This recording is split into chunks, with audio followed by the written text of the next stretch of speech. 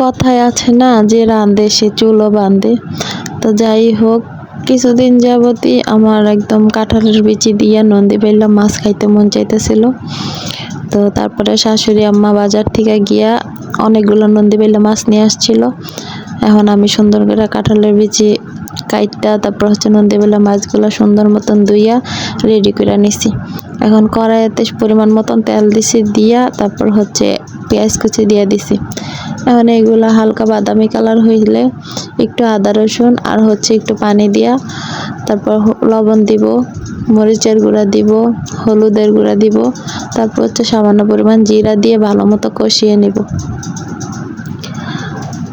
একদম সুন্দর করে তেল মাখো মাখো যাতে তেলটা উপরে উঠে আসে এরকম ভাবে কষায় নিব। এখন আমি কাঁঠালের বিচিগুলো সুন্দর করে এখানে দিয়ে দিব। কাঁঠালের বিচিগুলো ভালো করে নাড়াচাড়া এখন এখানে আরো একটু পরিমাণ মতন পেঁয়াজ দিয়ে দিব। যেহেতু শুধু কাঁঠালের বিচি দিয়ে রান্না করব সেহেতু একটু পেঁয়াজ দিলে খেতে অনেক মজা লাগবে, তাই একটু পরিমাণ মতন পেঁয়াজ এখানে দিয়ে দিলাম। এখন এগুলা ভালো মতো আমি কষিয়ে নেব। কষানোর জন্য হালকা পরিমাণে একটু পানি দিব, আর এর আগে আমি আবার কাঁচামরিচ কুচি করে রাখছিলাম ওইগুলো দিয়ে দিলাম। এখন সুন্দর করে ভালো মতো কষিয়ে নেব। আর কষাতে কষাতে আপনাদের কাছে কিছু কথা শেয়ার করি। আমার ভিডিওগুলো যদি ভালো লাগে তাহলে অবশ্যই একটা লাইক কমেন্ট শেয়ার করে যাবেন। আপনাদের লাইক কমেন্ট শেয়ারে আমার ভিডিও করার আগ্রহ বেড়ে যায়। সো আপনারা আমার ভিডিওগুলোতে প্লিজ একটা লাইক কমেন্ট শেয়ার করে যাবেন। যেহেতু কাঁঠালের বিচিগুলো ভালো মতো সিদ্ধ হয়নি তাই আর একটু পানি দিয়ে এটাকে ডেকে নিয়েছি।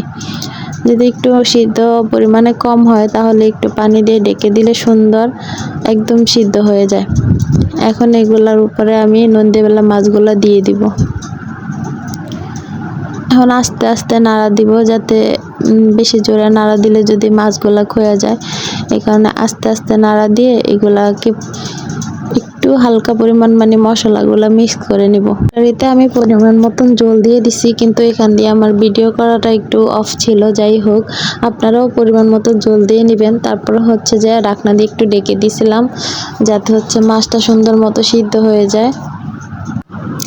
এখন এই তো জলটা একদম শুকায় মানে হালকা মাখো মাখো শুকায় গেলে তারপর হচ্ছে আমি একটু ধনেপাতা দিয়ে দিব।